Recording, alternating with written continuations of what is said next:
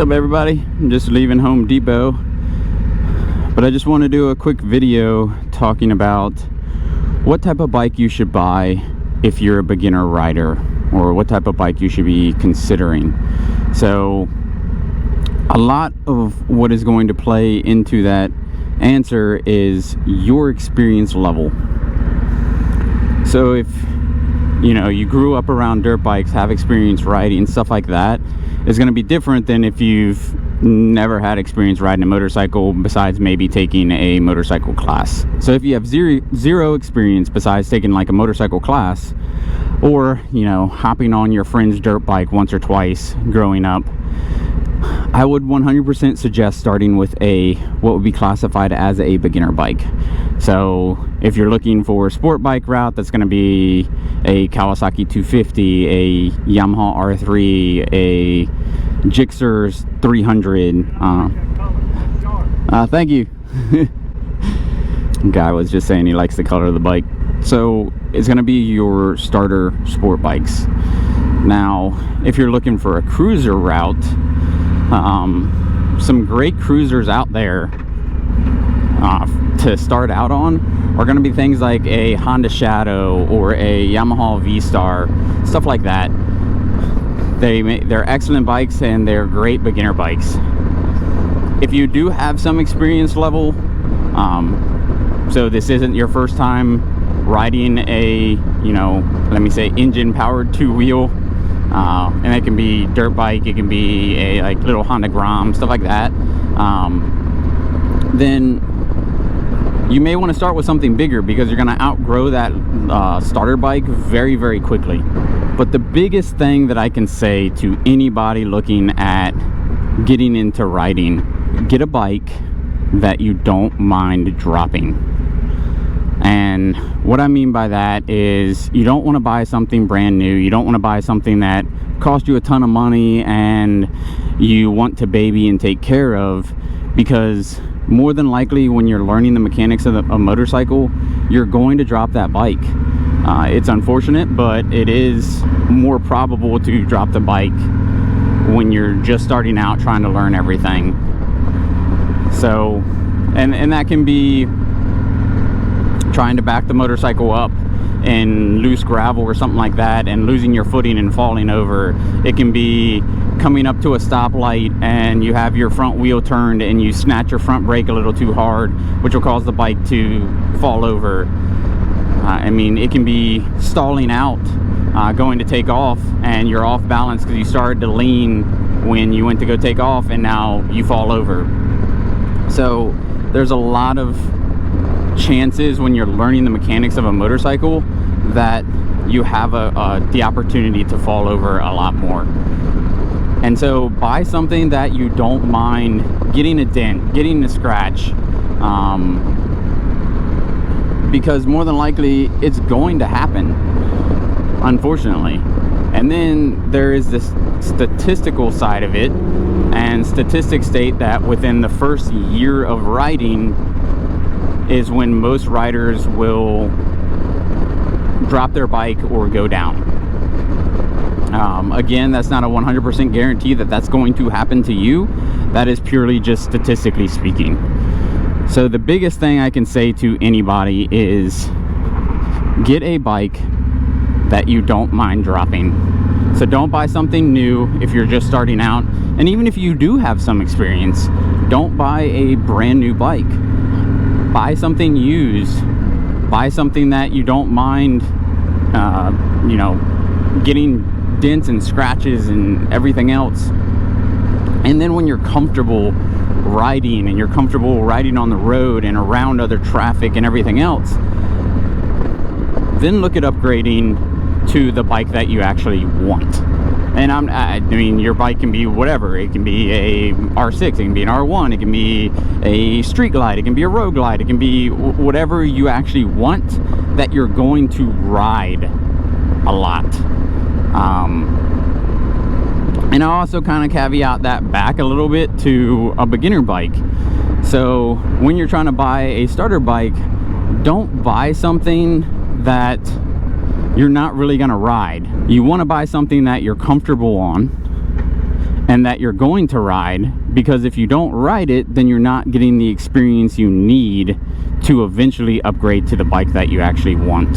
So still buy something that you're comfortable on, something that you're actually going to ride and put some miles down and get used to riding. That's the biggest 2 points I can make to a starter bike. There's no set, every beginner should buy this bike. There's no set rule for that.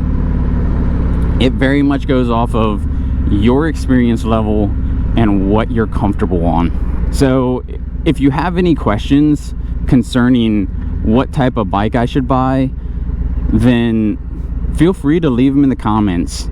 And along with that, tell me what style of bike you are leaning towards, whether that be a cruiser, whether that be a sport bike, and tell me your experience level.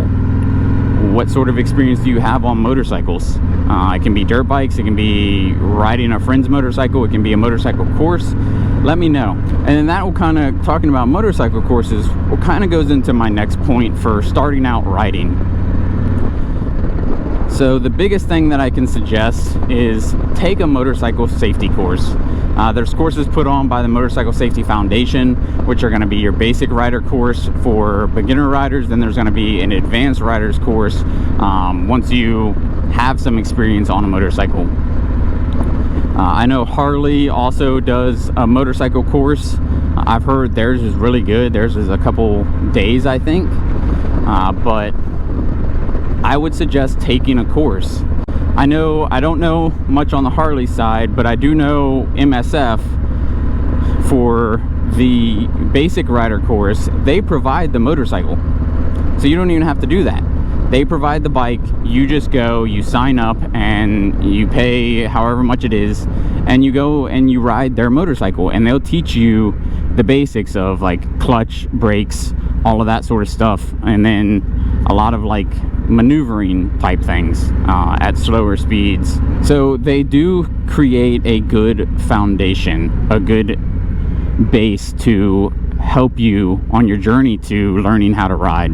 I would also suggest, so they will help you out a lot when it comes to like building that foundation of learning how to ride. And then not only is it going to help you build your foundation, but taking the BRC, and I want to say the Harley one as well, it actually allows you to take the certificate, go to your local DMV or tax collector's office, whatever your licensing agency is in your state, and take it to them and get your motorcycle license instead of a motorcycle learner's permit. So typically what happens if you don't take one of those classes, just like a car, you have to get a learner's permit, and that means you have to ride with someone else. I don't really know all of the rules with it. I think they can be on another bike, but you still have to be with someone, and they may have to be on your bike. I don't 100% know. So I took the Motorcycle Safety Foundation basic rider course because it's actually required by my job, since this is classified as a high-risk activity. I have to take that class, and then that allowed me to go straight to the licensing agency and get my motorcycle license. So I'm not 100% sure on the whole process for a motorcycle learner's permit, but I do know those courses will waive the learner's permit, which is nice. Also, with my job, I'm required to redo the advanced rider's course put on by the MSF every few years. I have to go to the course and redo it. But anyways, I would suggest taking one of those classes. And honestly, like, if you take the BRC, if you've never ridden before and you're curious about riding and whether or not you want to do it, then yeah, take the BRC or take the Harley course. Like I said, I'm not sure if Harley provides the motorcycles or not, but take one of those courses and then see if you even like it.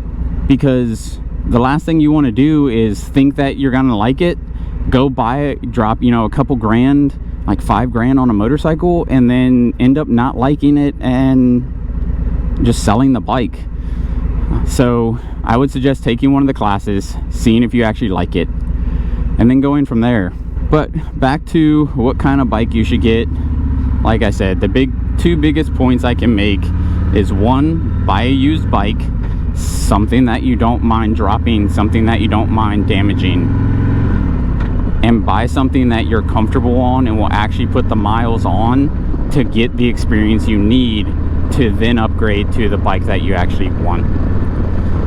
So that's pretty much all I have for this. I know, like, it was questions that buddies of mine had when they were starting out riding that they would ask me.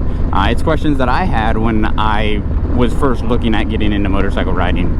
One other caveat I will add, this is kind of a shout out. I don't know the guy personally, but I do follow him on YouTube. His name is Robert Simmons.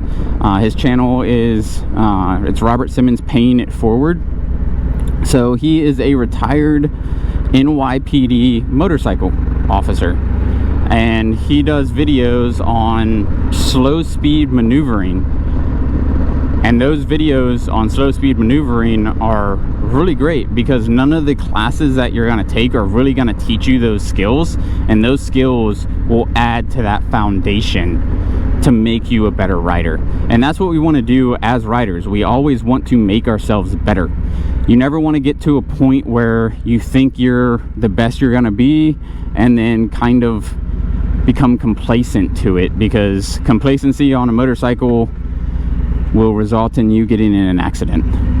So always strive to better yourself as a motorcycle rider. But like I said, that's pretty much going to end this out. As always, stay safe out there, keep the rubber side down, and I'll see you on the road. Bandit out.